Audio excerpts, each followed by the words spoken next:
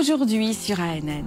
En Égypte, les enfants découvrent de nouvelles façons d'en apprendre davantage sur Jésus, malgré des restrictions strictes sur l'évangélisation publique. Au Myanmar, des bénévoles traversent des frontières dangereuses pour porter secours, distribuer de la nourriture et partager la foi avec ceux pris dans la guerre civile. En Mongolie, des adolescents font face à des maladies graves à des âges de plus en plus jeunes. Une organisation non gouvernementale adventiste intervient tôt, avant que leur histoire ne devienne une statistique de décès prématurés. Et dans l'un des pays les plus laïques d'Europe, Hope Channel Bulgarie célèbre 20 ans d'existence, une preuve que la foi trouve encore un espace d'expression et une voix. Ces histoires inspirantes et bien d'autres maintenant sur ANN.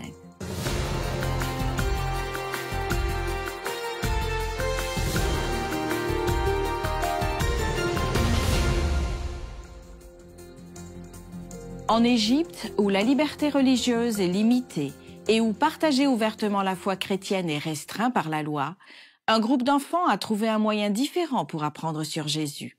À travers des activités en plein air, des histoires bibliques et beaucoup de jeux, ils ont participé au premier camp national des aventuriers du pays. Dans la région du Grand Caire, les enfants âgés de 4 à 10 ans ont vécu un moment unique.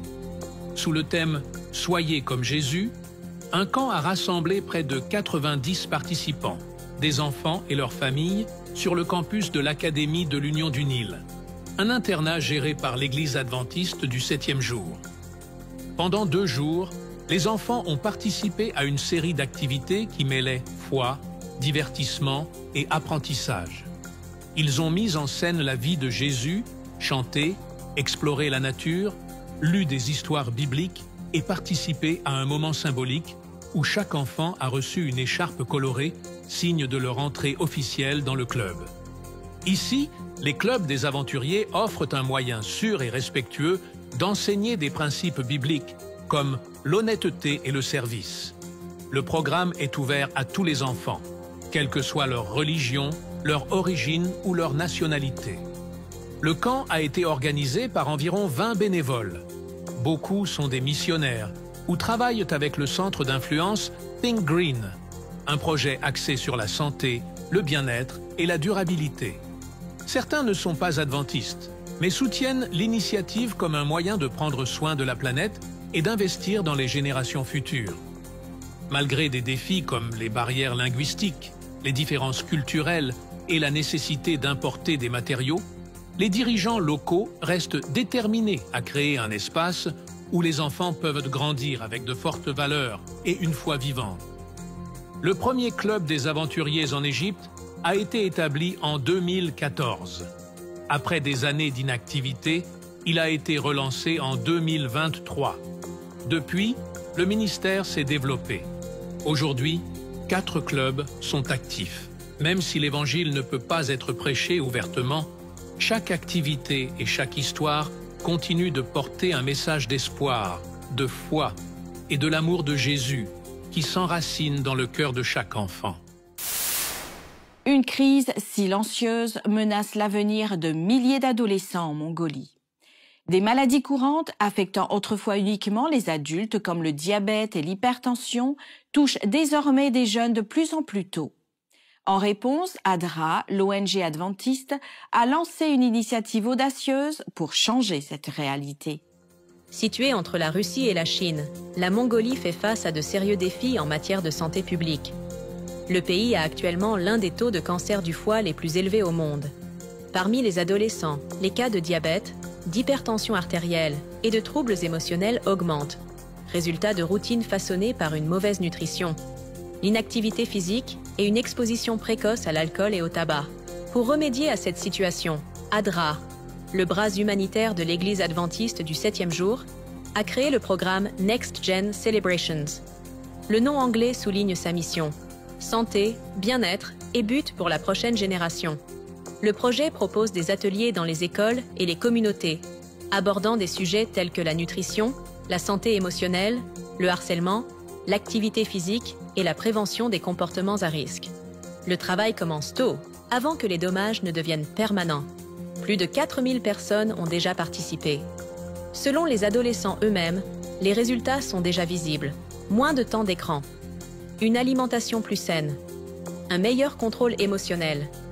Dans l'une des régions les plus vulnérables de la planète, ADRA, en partenariat avec l'Université de Loma Linda et le ministère de la Santé de Mongolie, investit dans la prévention et l'information pour améliorer la santé, le bien-être et la qualité de vie des enfants et des adolescents.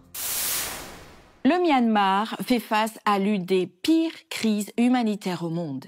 Depuis le coup d'État militaire, la guerre civile a déplacé des millions de personnes et a plongé le pays dans la faim, la violence et l'instabilité. Au milieu de ce chaos, un groupe de bénévoles adventistes entre dans une zone de guerre avec une mission, apporter de l'espoir.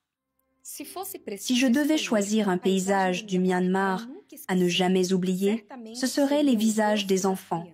Ils sont le portrait de ce pays, l'espoir pour l'avenir, mais aussi la douleur du présent. Ce sont ces regards que les bénévoles ont rencontrés en traversant la frontière entre la Thaïlande et le Myanmar. Ça a complètement changé ma vision de la vie, de la vraie vie, du monde réel. Les gens souffrent, ont des besoins, perdent des proches. Malheureusement, ça arrive. Mais nous venons ici pour changer un peu leur perspective et apporter un peu d'amour et d'espoir. La première traversée pour apporter cet espoir a eu lieu il y a quelques mois, menée par un petit groupe de missionnaires latino-américains appelé Mission House. Depuis, l'équipe a trouvé différentes façons de restaurer les rêves des Birmans au milieu de la guerre. Nous sommes ici à la recherche de possibilités, de ce que nous pouvons améliorer, apporter de différent, quelque chose qui donne de l'autonomie aux enfants. C'est notre mission aujourd'hui. Nous avons avant tout remarqué la malnutrition. Une personne sans nourriture, affamée, ne peut pas penser clairement. Nous avons réalisé que ça affectait leur santé physique, mais aussi mentale, rendant l'apprentissage difficile. Donc, nous avons fourni de la nourriture très nutritive. D'une certaine manière, ils sont pris en charge. Dieu s'occupe d'eux, il veille sur eux, leur fournit de la nourriture et leur redonne espoir. Parfois, il ne s'agit même pas de l'avenir, mais de demain. Servir ce peuple dans ses besoins fondamentaux, tels que la nourriture, l'infrastructure et les loisirs, est le premier pas de ce long voyage. Même à distance, des centaines de missionnaires collaborent à ce projet. La mission que nous menons ici à Mission House est soutenue par la force des missionnaires ici, ainsi que par les prières et le soutien venu de loin. Du Brésil et d'ailleurs, des gens nous soutiennent. Sans cela, il nous serait impossible de les aider comme nous le faisons. Les missionnaires ne sont pas les seuls à enseigner.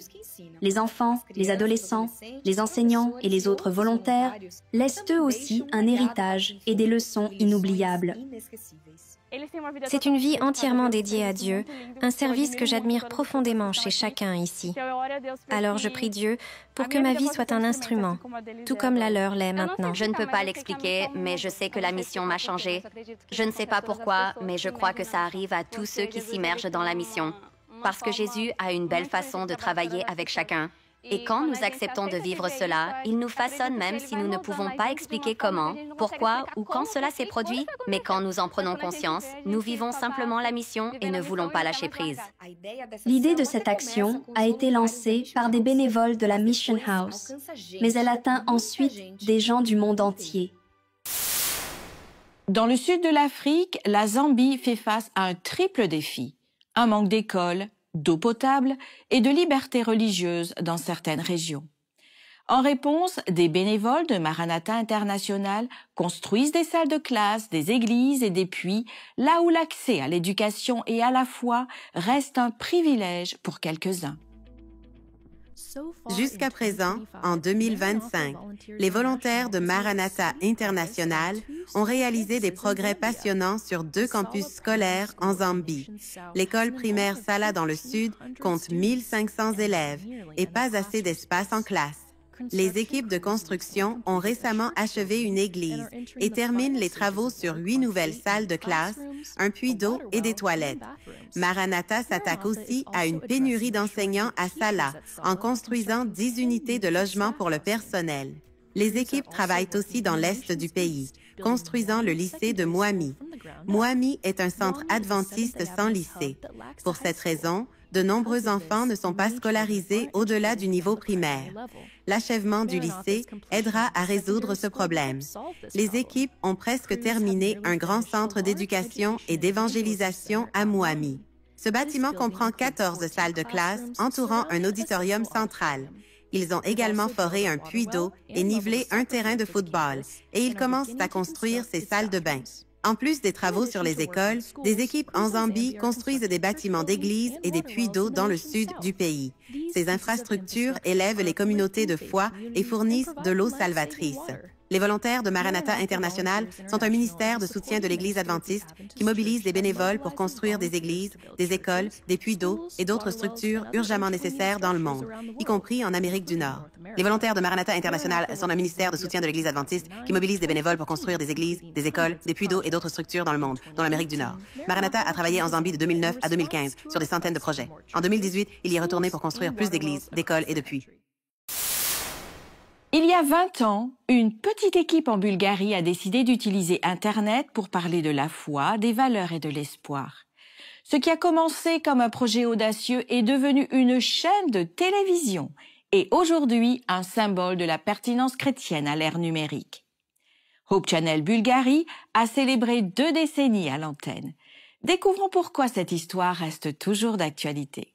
Dans le sud-est de l'Europe, dans la région des Balkans où la foi chrétienne coexiste avec un sécularisme croissant, une chaîne de télévision a marqué l'histoire. Hope Channel Bulgarie a célébré ses 20 ans lors d'un rassemblement à Sofia qui a réuni plus de 160 personnes, y compris des pionniers, des bénévoles et des dirigeants d'églises internationaux. Dans un contexte où la foi est fréquemment marginalisée, c'était la première chaîne du pays à diffuser du contenu chrétien en direct en ligne, en 2005. Elle a commencé sans infrastructure professionnelle, mais avec détermination. Les jeunes ont tout fait, caméra, éclairage, scénario, montage.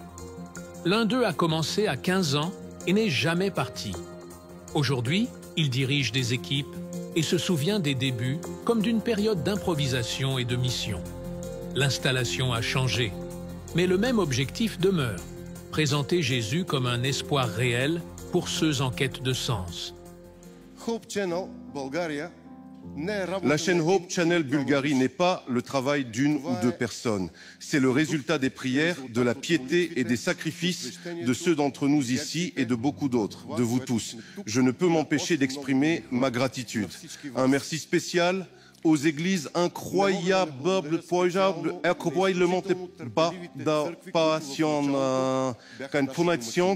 qui nous ont accueillis au début. Elles ont beaucoup fait, elles ont été très tolérantes, elles ont supporté toutes les épreuves, toutes les erreurs et nous ont encouragés à continuer. Merci à vous tous. Des discours, de la musique, des prières et des discussions ont enrichi la célébration. Un panel a abordé les défis de l'évangélisation moderne et le rôle des médias chrétiens à une époque d'intelligence artificielle et de distraction constante. Il y avait aussi un film, un documentaire mettant en vedette le champion du monde de football freestyle a montré comment la spiritualité et le but peuvent se croiser de manière inattendue. En 2018, une production locale a redonné vie à des récits authentiques de foi issus de la vie quotidienne en Bulgarie. Lors de l'événement, une conviction est restée ferme. Aucun projet ne résiste à l'épreuve du temps sans direction et sans Dieu.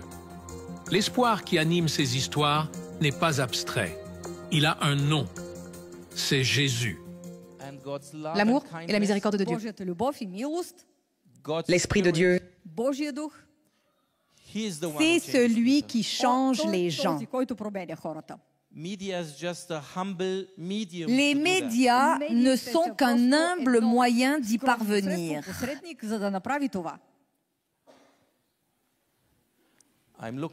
J'ai hâte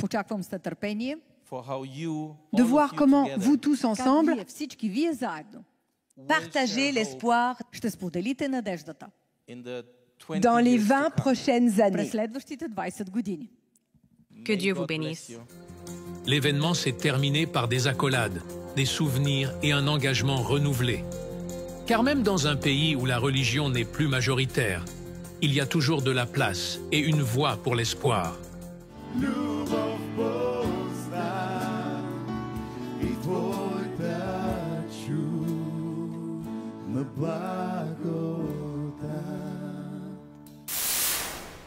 Au Pérou, un pays avec une géographie complexe, l'aide aux communautés éloignées et difficiles d'accès vient littéralement d'en haut. Dans ces régions isolées, un ministère aérien adventiste transforme des vies en livrant de la nourriture, des soins médicaux et de l'espoir.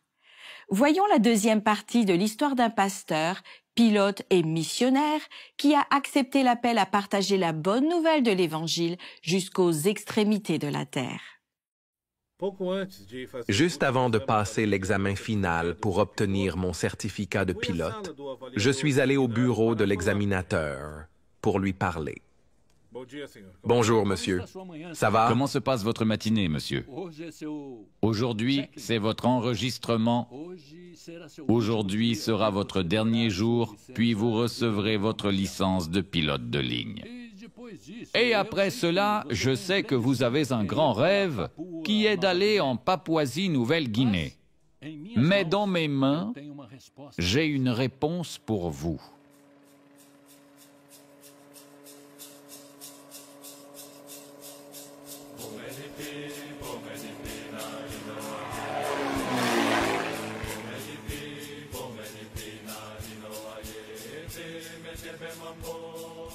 Le pasteur Eben a accepté l'invitation et, avec sa famille, est allé faire du bénévolat au Pérou, où l'Église développe un ministère aérien pour porter assistance à des communautés vivant le long du fleuve Ucayali, dans la jungle. Le projet Pérou utilise 2 avions pour atteindre des familles, principalement des autochtones, qui ont besoin d'assistance physique et spirituelle. Le travail réalisé par le pasteur Eben et ses collaborateurs est essentiel pour assurer, souvent, la survie d'une communauté entière. Loin des grands centres et isolées dans la jungle, les familles manquent principalement d'assistance médicale. Les incidents sont nombreux. Et le pasteur Eben est le seul pasteur pilote capable de répondre aux urgences. En plus de transporter de la nourriture, des médicaments et des personnes vers les hôpitaux de Pucallpa, il est aussi l'administrateur du petit aéroport du projet Pérou. L'équipe travaillant sur le projet est entièrement bénévole et est pleinement dédié au service du Seigneur. Chaque semaine, ils remercient Dieu pour la protection lors de leur voyage en avion et pour les victoires de chaque jour. 448 vols complétés, 180 vols d'urgence, surtout pour l'assistance médicale, et 268 vols missionnaires pour visiter des églises, livrer des matériaux, transporter des missionnaires et soutenir les défavorisés. Le projet Pérou reçoit chaque année des bénévoles pour travailler à la fois dans des activités générales et dans l'évangélisation. Ils vont dans la jungle et partagent l'espoir pendant 1 an. Le travail d'assistance ne s'arrête jamais et les demandes d'aide viennent de toutes parts. Les 2 avions sont toujours en mission, faisant souvent la différence entre la vie et la mort. En acceptant de quitter l'université Andrews et de travailler bénévolement dans la jungle péruvienne, le pasteur Eben et sa famille font preuve d'un grand amour pour l'humanité. Ils répondent à l'appel du Maître d'aller prêcher l'Évangile jusqu'aux extrémités de la terre et de sauver des âmes pour le royaume de Dieu. La question qui fascine les scientifiques du monde entier et qui motive la recherche spatiale est de savoir si la vie existe au-delà de notre planète. Dans ce contexte, l'Église adventiste du 7e jour dans la région du Pacifique Sud a organisé la 3e conférence Foi et science pour explorer ce sujet d'un point de vue biblique. L'événement, qui s'est tenu à Brisbane, en Australie, visait à explorer la cosmologie, l'astronomie et la possibilité de la vie au-delà de la Terre, à travers une perspective biblique. Des conférenciers d'Australie, des États-Unis et d'Espagne ont discuté de sujets tels que le rôle des mathématiques dans la description de la nature, la possibilité de vie intelligente ailleurs dans l'univers et comment enseigner aux enfants le cosmos de manière engageante et affirmant la foi. Les participants ont contribué à façonner la stratégie de foi et de science de l'Église en proposant un programme scientifique basé sur la Bible, en élargissant les efforts sur les réseaux sociaux pour partager des informations, parmi d'autres initiatives. La conférence a été marquée par le lancement officiel de Rising Waters, Enduring Faith, un livre né de l'édition 2023 de l'événement et publié par Avondale Academic Press. Rendons-nous maintenant en Asie du Sud. Au Pakistan, l'Église adventiste a formé plus de 130 femmes en leadership spirituel, mentorat, mission et stratégie pratique pour renforcer les familles. L'événement a combiné l'instruction biblique avec une formation pratique, favorisant l'autonomisation et la compréhension chez les participants. Le département des ministères des femmes a également célébré son 30e anniversaire avec un service de culte spécial à l'église Adventpura. Raquel Ares, directrice des ministères des femmes et de la famille pour la région nord de l'Asie et du Pacifique, a délivré un message puissant pour marquer l'occasion. La célébration s'est conclue par le partage d'un gâteau et des expressions de gratitude pour 3 décennies d'impact. À travers l'Europe de l'Est et l'Asie centrale, l'Évangile progresse grâce à la technologie, à la formation et à des actions centrées sur la famille. En Russie, des couples renforcent leurs relations par des rencontres basées sur la foi. En Moldavie, les femmes prennent les devants dans la mission. Et en Ouzbékistan, un événement international de formation radio aide à étendre le message dans certains des environnements les plus complexes de la région. Découvrons les développements majeurs dans cette région qui montrent la pertinence, le courage et un impact réel. À Tachkent, capitale de l'Ouzbékistan, Adventist World Radio a organisé une réunion stratégique réunissant personnel technique et missionnaire pour explorer de nouvelles façons d'étendre son influence à travers la radio, le numérique et les applications mobiles. Les participants ont partagé des études de cas et présenté de nouvelles technologies conçues pour apporter de l'espoir dans des régions où la foi chrétienne fait face à des pressions légales, à la surveillance gouvernementale et à une profonde sécularisation. Avec des invités internationaux et des rapports du terrain, l'événement a mis en lumière comment l'Évangile continue de surmonter les barrières culturelles, politiques et technologiques.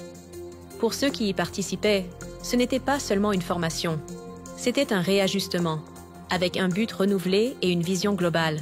En Moldavie, plus d'une centaine de femmes ont participé à un événement de formation sur le terrain marquant 30 ans de ministère des femmes dans la région.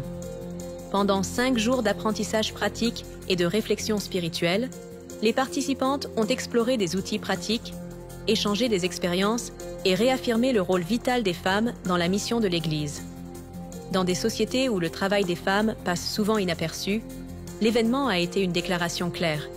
Les femmes adventistes du 7e jour enseignent, dirigent, prennent soin et continuent de faire avancer la mission avec profondeur spirituelle et clarté de but.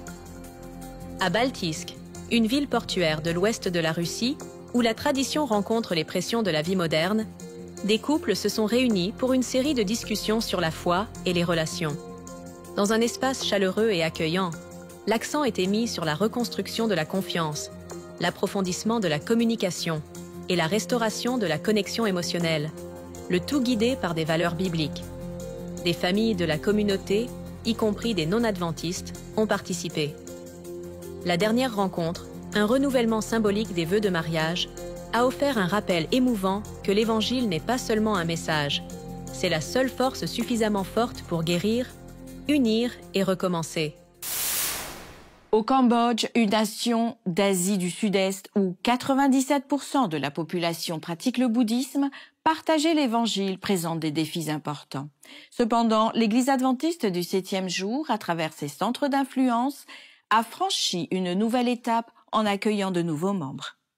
plus de 100 participants se sont réunis pour célébrer le baptême de 44 étudiants au centre d'influence urbain de Battambang. Situé dans l'une des provinces clés du Cambodge, cet établissement sert de centre missionnaire, offrant divers services qui répondent aux besoins physiques, mentaux et spirituels de la communauté. Ces initiatives aident à établir des relations personnelles, à favoriser la confiance et à créer des opportunités pour des conversations spirituelles culturellement sensibles. Les centres d'influence urbains jouent un rôle essentiel pour atteindre des groupes divers au sein des zones urbaines. Grâce à un soutien pratique, ils offrent des opportunités significatives pour partager l'amour du Christ et démontrer un engagement positif envers la communauté. Notre prochaine histoire nous amène à Waterford, en Irlande. Que se passe-t-il lorsque la foi passe avant les affaires? C'est le choix d'un couple indien qui a ouvert un restaurant et décidé de fermer le samedi pour honorer le sabbat biblique. Malgré cette décision, leur restaurant a reçu un prix d'excellence et une note de 5 étoiles. L'établissement ne sert pas seulement une excellente cuisine, il est aussi un puissant témoignage de foi. Voici l'intégralité de cette histoire. À Waterford, en République d'Irlande, un restaurant a captivé les papilles de ses clients, mais aussi leur admiration. Andhra Spice, propriété de Katerina et Naresh Kandrela, un couple adventiste indien, a récemment reçu un prix d'excellence, une réalisation qui témoigne de leur dévouement, de leur passion et de leur travail acharné. Ce qui rend leur histoire encore plus remarquable, c'est leur décision de rester fermés chaque samedi en signe de foi et de confiance en Dieu. Goûtez et voyez que le Seigneur est bon. Nous avons observé le sabbat, nous avons goûté le Seigneur et il est bon. Ce prix est entièrement basé sur les évaluations des clients. Il n'y a pas d'autre restaurant à Waterford qui ait toutes les critiques avec une note de 5 étoiles. Mais tous les avis sur Google nous ont donné 5 étoiles. Dieu nous bénit lorsque nous observons le sabbat et nous voulons le louer pour ce qu'il a fait pour nous et notre entreprise. Aujourd'hui, les gens parlent de nous et de notre nourriture et tout le crédit revient à notre Père céleste. La nourriture établit des liens entre les gens et Naresh confirme cela. Il partage comment les réactions des gens l'impactent. De retour en Inde, je n'ai jamais cuisiné comme je le fais aujourd'hui. Même ma famille ne croirait pas que je cuisine parce que j'étais le seul fils après 3 filles. Donc je n'ai jamais eu l'occasion, mais j'ai appris. Je sais cuisiner grâce à ma mère. Je faisais différents plats à des moments précis. J'aime nourrir les gens dans le sens où s'ils mangent et disent que la nourriture est bonne, ils sont contents et ça nous touche. Ça nous encourage à avancer et nous rend très heureux. Andhra Spice a ouvert ses portes il y a 1 an pour apporter des saveurs indiennes authentiques aux habitants de Waterford et être un ministère. Pour Katrina, le restaurant était plus qu'une entreprise. C'était un acte de foi et un témoignage. Aujourd'hui, il célèbre 1 an d'Andhra Spice, une entreprise construite sur une nourriture de qualité, mais aussi sur une foi solide. Malgré la forte concurrence, ils ont pris la décision de fermer le samedi, estimant qu'honorer le sabbat n'entraverait pas leur succès, mais leur apporterait au contraire des bénédictions. Lorsque nous avons décidé de créer l'entreprise, nous avons décidé de fermer le jour du sabbat. Beaucoup de clients continuent de demander « Pourquoi ? Pourquoi êtes-vous fermé ?» Ça nous donne donc l'occasion de parler de notre foi, de témoigner auprès des gens. C'est pour nous un type de ministère que nous exerçons à travers notre nourriture. J'adore absolument toute nourriture, toute idée de repas avec des saveurs. Donc, j'ai adoré. Et puis, j'ai découvert où ils se trouvaient. Alors, j'ai décidé de venir un jour pour essayer. Donc, quand ils étaient ouverts, nous sommes venus et j'ai simplement commandé de la nourriture. C'était absolument délicieux. Et comme je fais du vélo, je m'assure de venir au moins 1 fois par semaine pour manger. S'ils sont fermés le samedi en tant qu'hommes d'affaires, Je pense que c'est à eux de décider quand ouvrir et fermer leur entreprise. Mais peu importe quand, même s'ils sont fermés le samedi, ils sont ouverts tous les autres jours. En fait, ils sont ouverts plus le soir pour que ce soit plus facile pour les gens après le travail d'aller chercher de la nourriture. Le parcours de Katerina et Naresh a montré que le succès repose sur le travail acharné et sur la foi et la confiance. Alors qu'ils envisagent un avenir dans les affaires, leur témoignage continue d'inspirer. Ainsi s'achève l'édition d'ANN de cette semaine. Pour en savoir plus sur l'Église adventiste du 7e jour, visitez adventiste.org. Pour plus d'histoires du monde entier, rendez-vous sur adventiste.news. Et nous terminons avec cette bonne nouvelle tirée de la Bible. Philippiens 2 au verset 15 déclare « Afin que vous soyez irréprochables et purs, des enfants de Dieu irrépréhensibles, au milieu d'une génération perverse et corrompue, parmi laquelle vous brillez comme des flambeaux dans le monde. » Merci de nous avoir suivis. Nous vous retrouverons la semaine prochaine à la même heure sur ANN. Que Dieu vous bénisse.